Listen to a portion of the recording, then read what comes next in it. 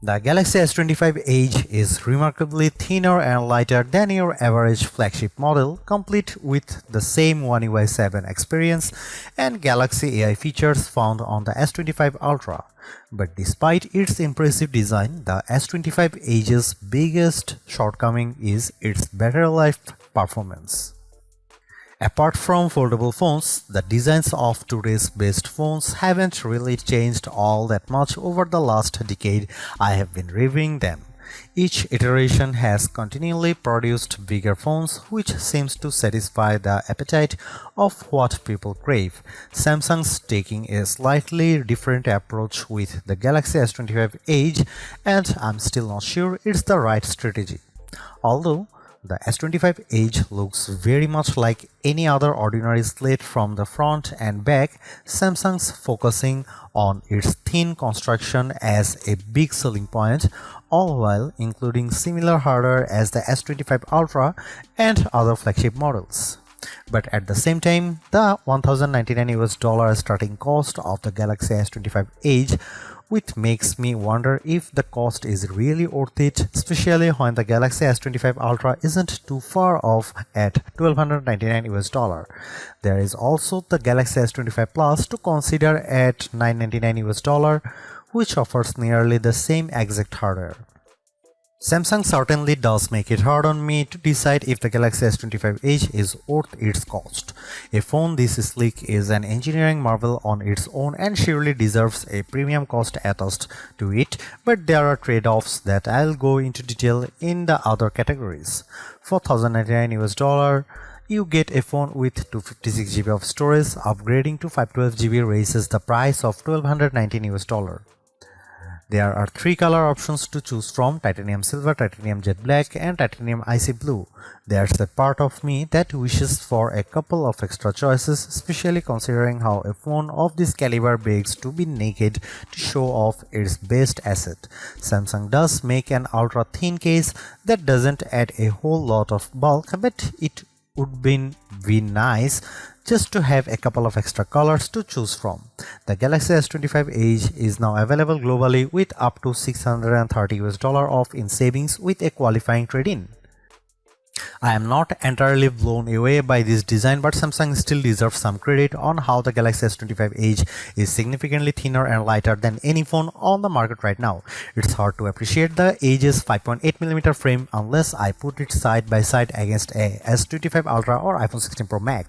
Despite this engineering achievement, there's a part of me that wishes the S25 Edge were thinner.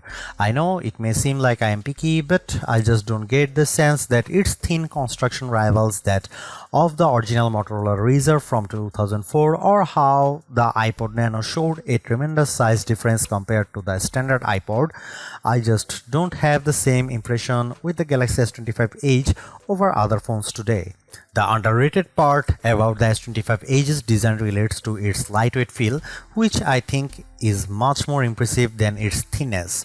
Tipping the scales at 5.75 ounces, it's much more palpable in my opinion, especially when the Galaxy S25 Ultra weighs in at 7.69 ounces. There's almost a 29% weight difference between the two, which is pretty remarkable. However, the Edge is only 15% lighter and 22% thinner than the Galaxy S25 Plus. For a phone this thin and light, I have to admit the Galaxy S25 Edge still manages to feel incredibly solid, which is attributed to its titanium frame and Gorilla Glass ceramic 2 covering its display. Whenever devices get shrunken in size, they can sometimes feel fragile, but not this. It also helps this model features the same IP68 rating as the Galaxy S25 Ultra. After I reviewed the Motorola Razr Ultra 2025, I am less convinced by the Galaxy S25 Edge's design because Motorola's device is almost the same size, weight, and thinness, but it's a foldable phone. The specs show that the Galaxy S25 Edge beats the Razr Ultra, but they are a lot similar in reality. And this is exactly why I am not as enthralled by S25 Edge design. One reason why the Galaxy S25 Edge draws a lot of comparison to the S25 Plus is that it features a similar 6.7-inch AMOLED display with QHD Plus resolution.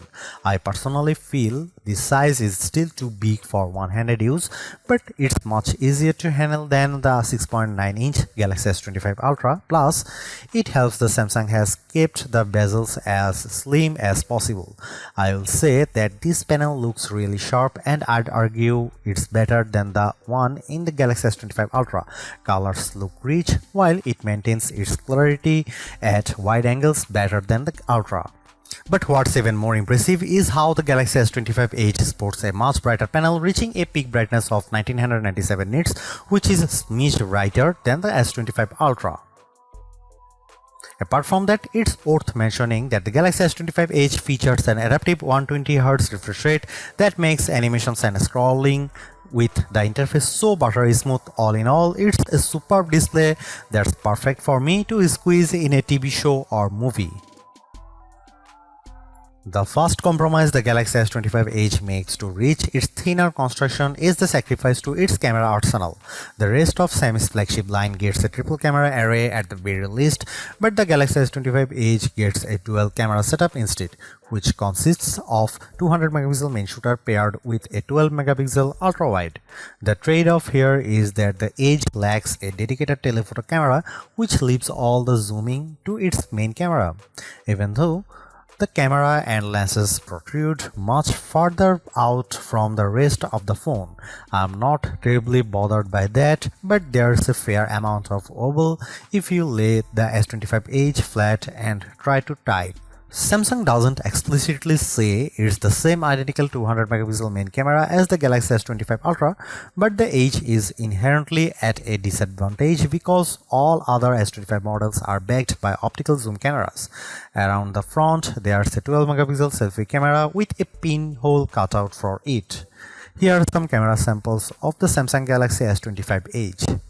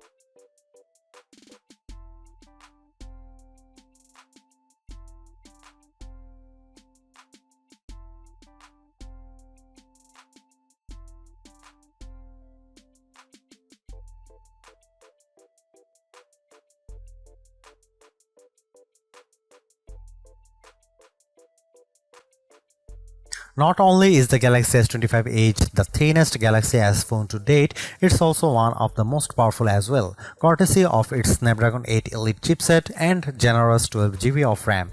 This combo effortlessly handles just about anything you can run on the phone while also juggling multiple apps without having to refresh them. Benchmark scores also validate processing power with average Geekbench 6 single and multi-core scores of 3129 and 9916 respectively for the S25 Edge. Interestingly, these scores are better than the Galaxy S25 Ultra but behind the S25 Plus ever so slightly. I don't notice any difference in terms of its real-world performance as the S25 Edge delivers the same GP response with everyday actions such as opening apps, surfing the web, watching videos and more. Due to how Samsung shaves off a lot of space inside the phone, the Galaxy S25 Edge features a newly configured vapor chamber to mitigate heat building. Although I don't see a tremendous difference in how games I play religiously run on the Galaxy S25 Edge, 3D Mark benchmark scores reveal it's not as good as the S25 Plus or S25 Ultra. The S25 Edge's 149.18 FPS average frame rate with 3D Mark's Wildlife Unlimited test isn't as fast as the other two phones, though this frame rate is still incredibly smooth. Clearly, the biggest compromise in engineering a phone this thin is that the battery isn't going to be as big, and as a result exposes the Galaxy S25 Edge's biggest weakness. The 3900 mAh battery inside is quaint by flagship standards, as the S25 Plus and S25 Ultra offer larger 4900 mAh and 5000 mAh batteries respectively. With the S25 Edge set to adaptive refresh rate, the phone posted an average battery life of 12 hours and 24 minutes in our benchmark test, far less than the other two S25 models. I also think it's worth including the Razer Ultra 2025 in this conversation too, just because it has 4700 mAh battery and similar size, yet the Razer still beat the S25 Edge with its time of 15 hours and 42 minutes. In my day-to-day use, I noticed the S25 Edge draining its battery faster than other phones, to the degree that I have to charge it at some point during my workday. Despite the other efficiency of the Snapdragon 8 Elite, it's evident here that it's not enough to offset the small battery of the Galaxy S25 Edge. Now, I wouldn't be as critical if the S25 Edge could charge really fast in a short time, but Samsung caps the S25 Edge's wire charging speed at 25 watt. It would have been nice to get 45 watt charging instead to match up better with the Galaxy S25 Plus and S25 Ultra. After 15 and 30 minutes of charging, the S25 Edge's battery capacity goes to 27% and 54% respectively. The Ultra, with its larger battery, reached 37 and 71% in those times. I really want to like the Galaxy S25 Edge, but it's difficult because I was hoping for much more out of this thin phone. First and foremost, the biggest trade-off in making me a phone this thin and light is that the battery life is compromised in a big way. I wouldn't be as critical about that if the charging speed were faster, but it isn't. The Edge's build construction serves as a precedent for all phones going forward, but it does pose a conundrum in the sense of how much value it offers by doing this. Again, I have to point out the Galaxy S25 Plus and its $999 cost. That's $100 less than the S25 Edge, but the S25 Plus still offers a thin and light design of its own, along with a dedicated telephoto camera, a larger battery that lasts much longer, and a faster 45 watt charging speed.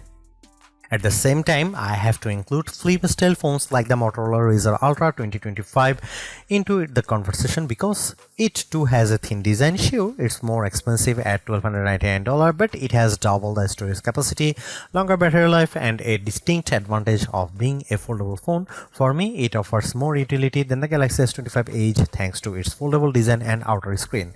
And finally, there's the Samsung Galaxy S25 Ultra at $200 more than the Galaxy S25 Edge. You will have to deal with a thicker and heavier phone, but I think those concessions are well worth it because of how the Ultra has better zooming capabilities with its camera's outstanding battery life, faster charging, and the extra utility of the S Pen. Plus, it has a larger screen to round it out. I think I would be more impressed in the Galaxy S25 Edge if Samsung made it even thinner while also shrinking down the size of the phone, but still packing the same chipset and cameras. Samsung's lineup is already dominated by several phones with a 6-inch displays, but it would have been different if there was another small phone option. The Galaxy S25 Edge is an okay start to this trend, but its successor is going to need to do a lot more to really differentiate itself from the pack.